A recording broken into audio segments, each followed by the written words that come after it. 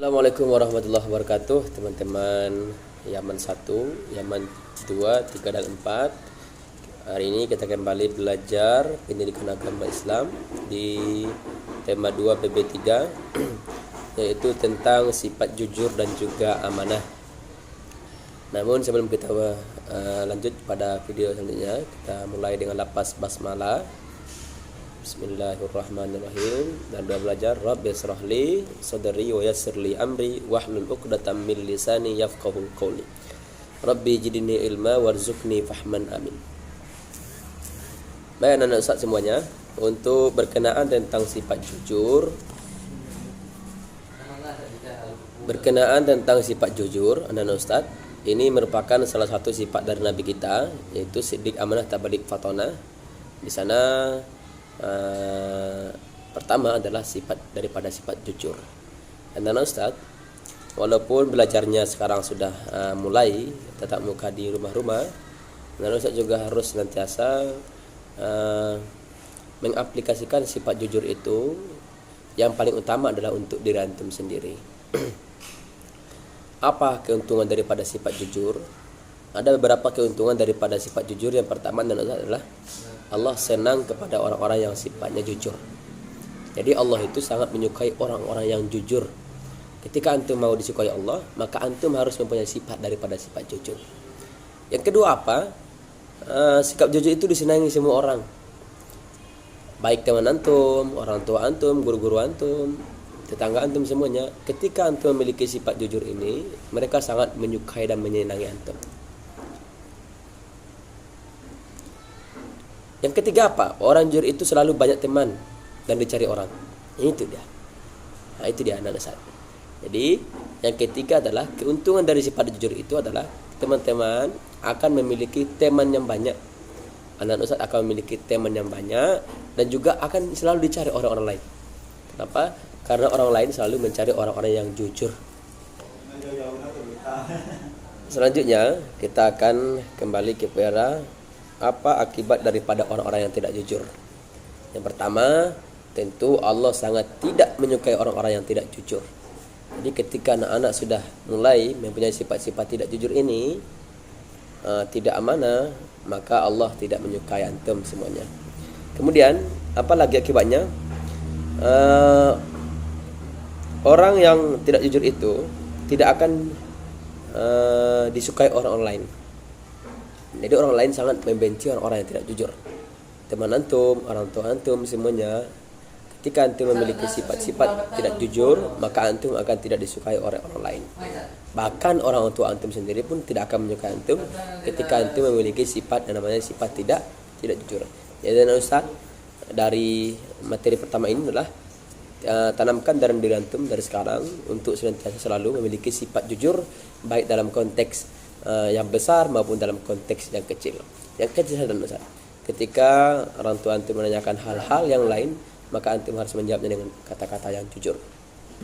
Selanjutnya, berkenaan tentang amanah, sebenarnya ketika antum memiliki sifat yang namanya sifat jujur, maka pada hakikatnya antum sudah menjadi orang-orang yang amanah. Karena orang yang amanah itu adalah orang-orang yang jujur. Jadi orang-orang yang tidak jujur itu bukan tidak amanah, mereka itu orang-orang tidak amanah. Maka ketika antum sudah memiliki sifat jujur, maka pada saat itu antum sudah digolongkan kepada orang-orang yang amanah. Karena Ustaz, apa itu amanah? Amanah itu adalah menyampaikan hak apa saja kepada pemiliknya. Antum sampaikan apapun atau yang betul itu kepada orang-orang yang mendengarkannya. Itu kena amanah. Tidak mengambil sesuatu melebihi haknya. Jadi antum tidak mengambil hak dari orang tersebut. Artinya apa?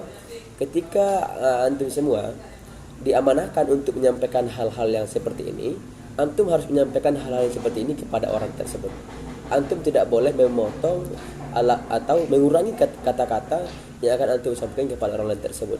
Ketika antum mengurangi atau memotong, maka pada saat itu antum tidak digolongkan kepada orang-orang yang amanah. Maka anak Ustaz, ketika anak Ustaz ingin menjadi orang-orang yang amanah, maka anak Ustaz harus menyampaikan sesuatu itu dengan sedetail-detailnya. Apa manfaat daripada amanah ini? Untuk manfaatnya yang pertama adalah ada beberapa macam daripada amanah. Yang pertama adalah amanah kepada Allah. Apa itu amanah kepada Allah? Amanah kepada Allah yaitu menjalankan atau melaksanakan semua perintahnya. Jadi ketika anak ustaz ingin menjadi orang-orang yang amanah, maka anak ustaz harus selalu menjalankan segala perintahnya. Apa perintahnya ustaz? Salat, itu maksudnya. Salat, sedekah, membantu orang lain, tidak membenci teman, menyayangi teman, itu salah satu perintah daripada Allah. Yang kedua apa? Macamnya yang kedua adalah amanat terhadap kepada orang lain. Bagaimana amanat kepada orang lain? Yang pertama adalah tidak menipu dan berlaku curang. Supaya antum digolongkan kepada orang-orang yang amanat terhadap orang lain, antum tidak boleh menipunya dan tidak boleh curang kepada mereka. Yang kedua adalah menjaga rahasia dan semisalnya. Antum tidak boleh mengumbar-ngumbarkan aib daripada orang lain. Tidak boleh. Antum harus menjaga aibnya, tidak boleh mengabarkan aibnya kepada orang lain. Itu kalau amanah untuk orang lain.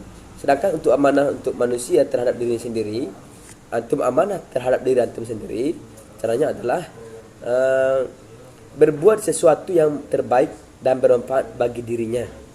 Main game itu bukan baik anak saya.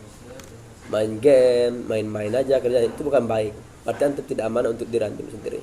Ketika antum digolongkan amanah terhadap diri sendiri, maka antum harus melaksanakan atau mengerjakan sesuatu yang bermanfaat untuk diri antum sendiri. Apa manfaatnya? Contohnya, ketika waktu senggang antum baca Quran, ketika waktu senggang antum belajar. Itu namanya bermanfaat untuk diri sendiri. Maka ketika antum melaksanakan hal yang seperti sedemikian, maka antum sudah digolongkan kepada orang-orang yang amanah terhadap diri sendiri. Bagaimana siapa orang yang tidak amanah? Yang pertama adalah lemahnya iman. Ketika anak-anak saat tidak memiliki sifat amanah atau yang kata lain antum tidak jujur, maka pada saat itu iman antum adalah iman yang sangat lemah. Lemah itu bahasanya dhaif. Itu lemah itu namanya. Kalau antum memiliki handphone atau orang tua antum memiliki handphone, baterainya lemah, maka itu tidak akan bisa digunakan dengan banyak waktu. Artinya apa? Tidak bisa digunakan dengan sebaik-baiknya. Tapi ketika baterainya penuh, maka ini akan bisa digunakan untuk hal-hal yang lain, seperti menonton lah, buat video dan lain sebagainya. Tapi ketika baterainya sudah lemah, maka dia harus dicas. Sama seperti itu. Ketika antum tidak memiliki sifat amanah, maka iman antum adalah iman yang sangat lemah. Maka antum harus mencas iman antum itu dengan cara apa? Dengan cara antum sholat dan lain sebagainya. Yang kedua adalah hilang rasa takut kepada Allah. Antum tidak takut lagi kepada Allah. Antum hanya takut kepada manusia. Itu sebabnya ketika antum tidak memiliki sifat amanah.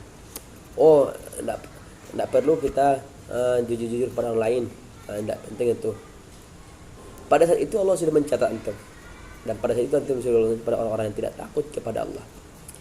Yang ketiga adalah bergaul dengan orang-orang yang tidak amanah. Ini sebabnya ketika antum tidak amanah, maka pada saat itu antum telah berteman kepada orang-orang yang tidak amanah. Karena orang lain bisa saja mempengaruhi kita, baik mempengaruhi kepada kebaikan maupun pada kejahatan. Apa yang diakibatkan akibat tidak amanah? Pertama adalah sengsara di dunia. Nah, ini pertama, teman-teman. Para anggota-anggota DPR kita, para pemimpin-pemimpin kita, mereka yang tidak amanah ini akan mendapatkan azab yang sangat pedih. Itu salah satunya.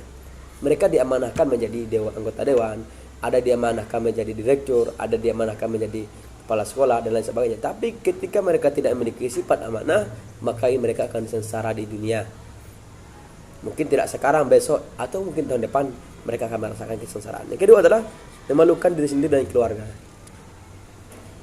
Antum ketika antum tidak memiliki sifat amanah, pada hakikatnya antum telah memalukan diri antum sendiri dan juga keluarga antum. Ketika antum berbohong, kebanyakan tetangga-tetangga kita itu akan menyalahkan orang tua kita. Orang tua si ini tidak pandai menjaga anaknya, gitu. Anaknya suka berbohong, anak suka ini dan sebagainya. Maka pada itu antum telah merusak atau memalukan keluarga antum sendiri. Yang ketiga adalah hilang martabat diri, tidak memiliki harga diri. Itu anak saya. Yang keempat, hancur perasaan keluarga. Ketika antum sudah memiliki kasus-kasus yang berkaitan dengan ketidakamanan atau kebohongan-kebohongan yang antum lakukan, maka pada saatnya antum telah mencurahkan perasaan orang tua antum sendiri. Yang kelima adalah sengsara di dalam kubur. Ini Setelah antum sengsara di dunia, maka akan menyampaikan kesengsaraan dalam kubur. Orang tidak aman itu akan dicambuk oleh malaikat. Siapa malaikatnya itu? Munkar dan Nakir. Dia bawa cambuk dari neraka, langsung dia hibaskan kepada kita. Ketika mereka tidak mempunyai sifat amanah ini. Ketika cambuk itu sampai ke tubuh kita dan usaha, maka akan meleleh sampai ke tulang-tulangnya. Kembali lagi utuh, dicabuk lagi, meleleh lagi sampai dosanya terhapus. Yang terakhir adalah sengsara di akhirat. Ketika antum sudah tidak memiliki sifat amanah, antum sudah sengsara di kubur, antum juga sengsara di akhirat. Artinya apa? Orang-orang tidak amanah ini akan dijebloskan ke api neraka. Silakan anak Ustaz pilih yang mana kira-kira anak Ustaz inginkan. Anak Ustaz mau amanah enggak? Atau orang-orang yang tidak amanah? Ketika antum mau menjadi orang-orang yang amanah, maka antum harus tanamkan dari sekarang. Antum belum ada kata-kata menyesal, dari sekarang ditanamkan rasa sifat amanah dan juga sifat jujur tadi. Mungkin itu Ustaz yang dapat saya sampaikan. Nanti untuk tugasnya akan Ustaz sampaikan di grup antum. Yang terpenting adalah ketika antum sudah mendengarkan materi ini, antum tanamkan sifat-sifat yang dua tadi, yaitu sifat jujur dan juga sifat amanah.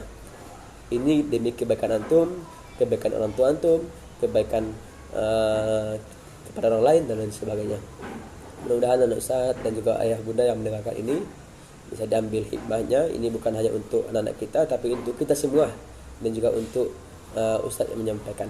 Mudah-mudahan bermanfaat. Kita tutup dengan lafaz hamdalah. Alhamdulillahirabbil alamin dan doa kafaratul majelis. Subhanakallahumma wa bihamdika asyhadu an la ilaha illa anta astaghfiruka wa atubu ilaik. Assalamualaikum warahmatullahi wabarakatuh.